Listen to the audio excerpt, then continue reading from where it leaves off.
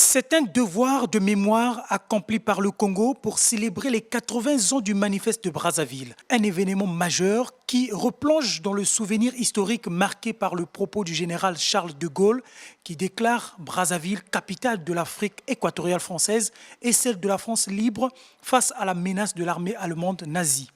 C'est d'ici que Radio Brazzaville permet à la France libre de s'exprimer en toute liberté à destination de l'Afrique, puis du monde entier à partir de juin 1943. C'est ici, enfin, à Brazzaville, que le général de Gaulle a opéré sa mue de chef de guerre en chef d'État. Nous vous devons une part de notre liberté retrouvée et qu'il me soit possible, au nom du président Macron, de redire ici notre considération et nos remerciements. Les événements survenus ici à partir de l'été 1940 ont ouvert la voie au mouvement de décolonisation de la décennie suivante, comme le manifeste du 27 octobre a préparé les importants discours prononcés également ici en 1944 et en 1958. Il y a une cohérence.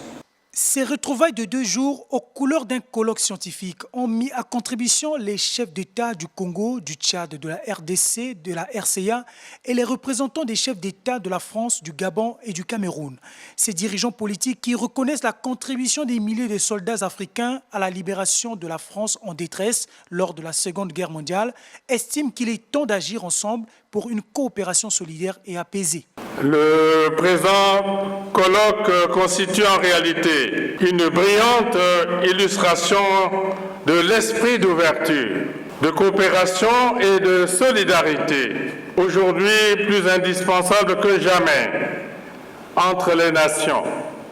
Le thème du colloque, De Gaulle et Brazzaville, une mémoire partagée entre la France, le Congo et l'Afrique, appelle les participants à une réflexion profonde pour construire un monde libre et prospère.